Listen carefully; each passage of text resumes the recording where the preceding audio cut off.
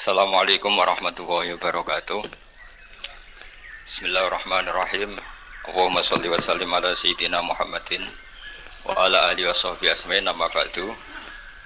Ingkang kula hormati Pak D kawula Ki Haji Haisil Ma'ali, guru kawula Ki Haji Faruk Husain sedanten para kiai ingkang kula hormati. Seperti yang dikatakan moderator, saya ini orang yang pantangan datang di acara-acara gini. Tapi saya tetap santri, ketika diajak Gus Zofur ya datang. Begini ya, ini langsung saja.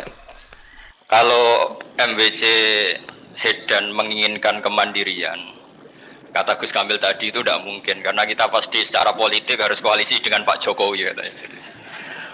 Secara ekonomi tadi sudah jelas ya, NU itu biasa proposal, tadi beliau juga bilang sudah lah, kalau mau proposal bilang saja kan.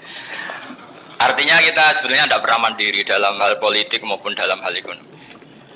Tapi orang menghayal itu boleh, ingin mandiri, ingin keren itu boleh. Tapi saya sesuai disiplin saya begini. Saya akan cerita tentang argumentasi ilmiah bahwa ahli sunnah wal jamaah itu luar biasa. Saya di Jogja berteman banyak para profesor, para doktor, termasuk akademisi sosial yang mungkin pernah di mana-mana. Pernah tanya saya begini. Bapak, kenapa Anda baca kitabnya referensinya luas kok tetap NU katanya? Terus saya bilang, problemnya apa sebagai NU? Biasanya terus mereka mengutip sekian makalah.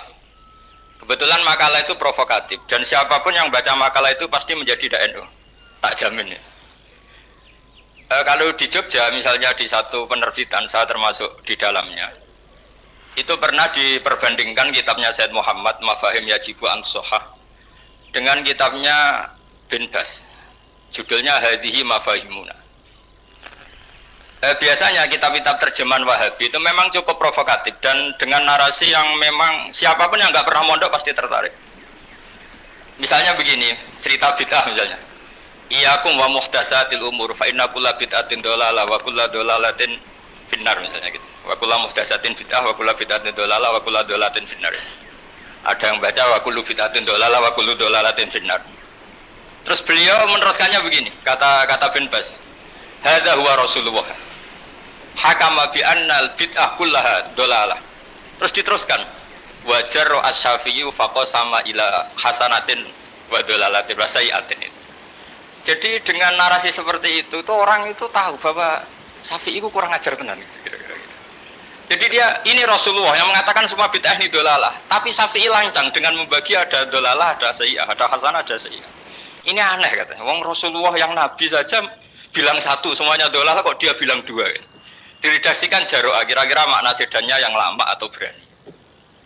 Sehingga orang mesti tanya, kenapa sih tidak ikut Rasulullah saja? Tapi ini satu ilmu, setidaknya ilmu perdebatan. Bukan ilmu hakiki, karena kita tidak tahu yang diridhani Allah yang mana. Tapi kemudian Sayyid Muhammad dalam kitab Abu Abdul Faros, juga dalam kitab-kitab beliau, menyanggah itu dengan mengatakan, jika makna bid'ah adalah yang nggak pernah dilakukan Rasulullah, itu salah besar. Terus beliau cerita sekian hal, termasuk yang diceritakan adalah, ada seorang sahabat ketika sholat dengan Rasulullah, tidak pakai doa mainstream.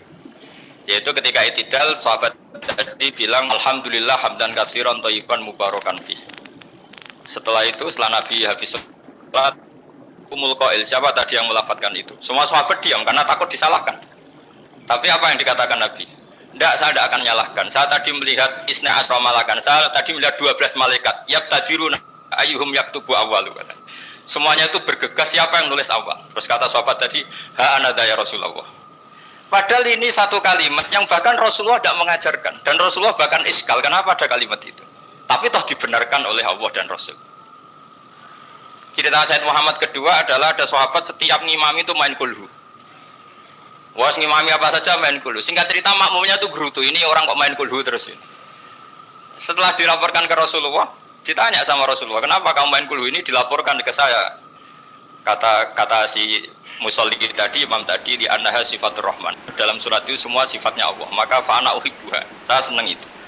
Apa kata Rasulullah? Saya disuruh bilang Allah ke kamu bahwa Allah mencintai kamu karena kamu mencintai kulhu. Terus keterusan sampai sekarang itu orang-orang NU baca kulhu terus. Karena sekali baca Idza Samsu Kuwirat mesti kepunting gitu. Tapi artinya itu dibenarkan Rasulullah min ghairi sabqi ta'limin minhu, tanpa ada pelajaran dari beliau.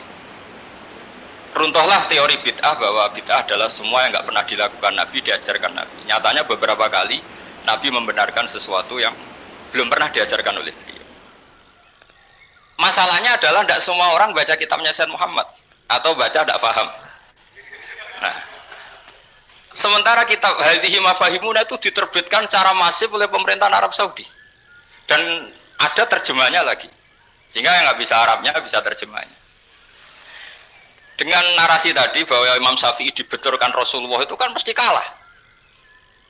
Redaksinya itu Jaro'a itu wani pakai Hamzah. Kedua, saya ingin cerita dan saya tidak bosan-bosan cerita ini sampai mati, saya tidak akan bosan-bosan.